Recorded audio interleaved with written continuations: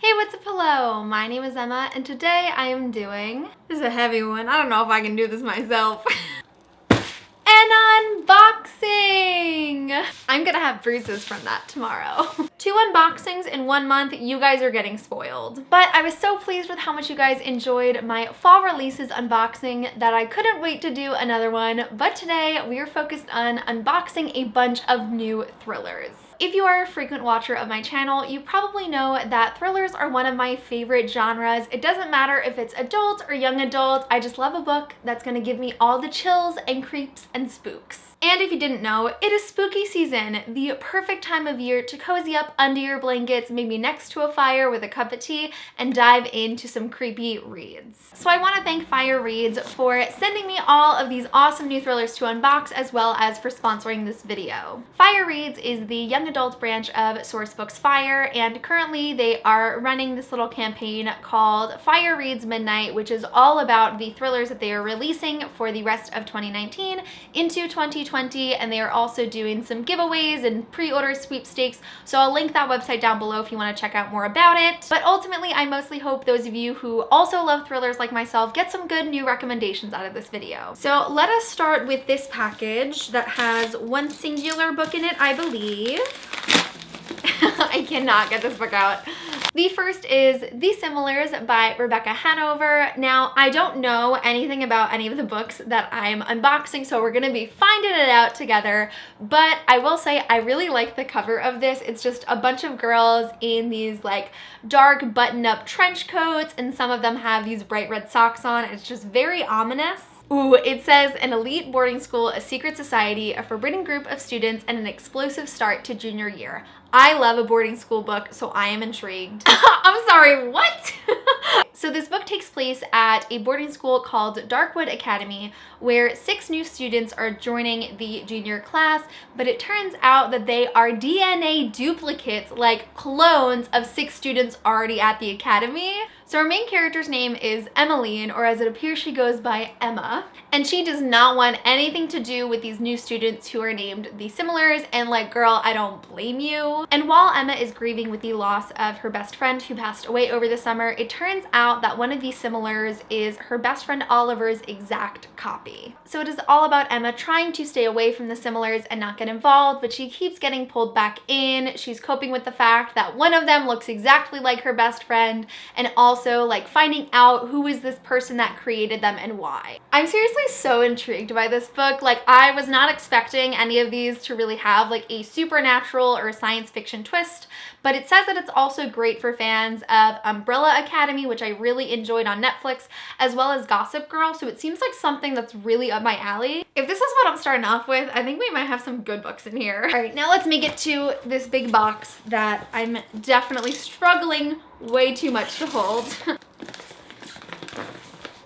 Every time I forget there's tape on the side. How do I open you? What am I doing wrong? Guys, help. Okay, I've like had some trouble in unboxings before, but this is a bit ridiculous. We're just ripping it. That's the solution. That's always the solution. Cool. Oh, there's a tote bag. They also sent me this tote bag that says Fire Reads at Midnight, thrillers to keep you up all night. It's honestly so big and could fit so many books. Okay, let's go with one stack.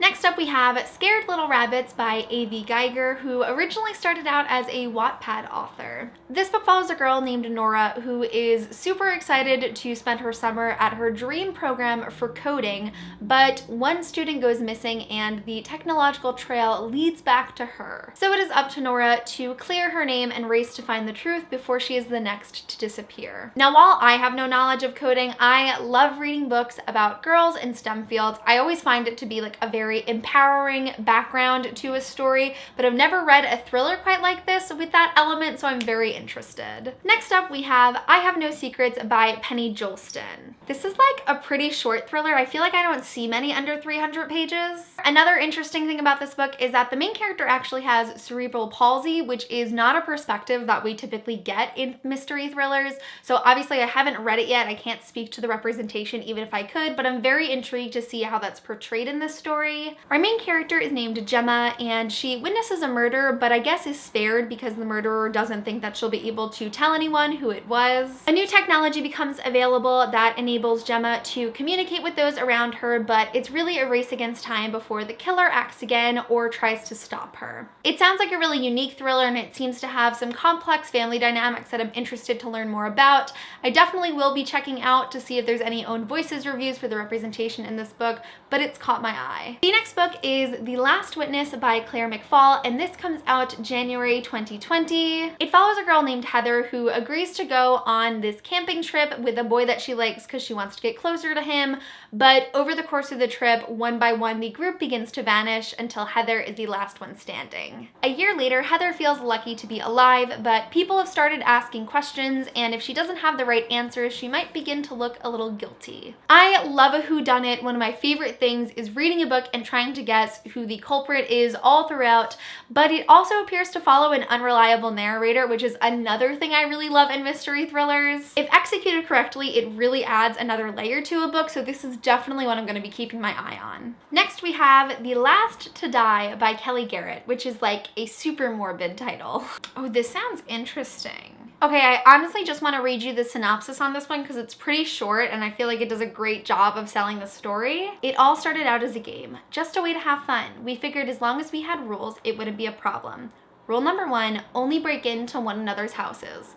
Rule number 2, only take stuff that can be replaced. It worked for a while. Whoever's turn it was to break in got a rush, and the rest of us laughed over the trophies they brought back. But then someone went too far. Lives were ruined, someone is dead, and I might be next. My first thought was, starts out as a game and someone dies? Sounds like fun. Oh, and it's blurbed by the author of Scared Little Rabbits that says, completely bingeable. I have to say, this one is pretty short as well. I think it might be the shortest one that I've held up so far. It seems like I definitely could read it in like one sitting, but I'm mostly intrigued to just find out like, where did this game come from? Probably boredom, because that's what teenagers do. And it says there's a murder, so I kind of want to know who is the murderer. Is it one of the kids playing the game? Is it someone in the house they broke into? I'm intrigued. Next up, I have 2 books by the same author. The first is The Dark Beneath the Ice and Here There Are Monsters, both by Emelinda Berube. The Dark Beneath the Ice is described as Black Swan meets Paranormal Activity, which is honestly a really interesting pairing, but it is also a queer horror novel. Our main character's name is Marianne, and something is really wrong with her. She's had a lot going on in her life with her parents splitting up, she quit dancing, her mother checked herself into the hospital, but she's also losing time and doing things that she wouldn't normally do. The only person who seems to believe that something is after her is the daughter of the local psychic. But when Marianne undergoes an exorcism, the thing that is haunting her claims that it wants back what she stole. So she's got to figure out what that thing is and how to escape it. Now, I think I've only read like one book about actual demonic possession in the past,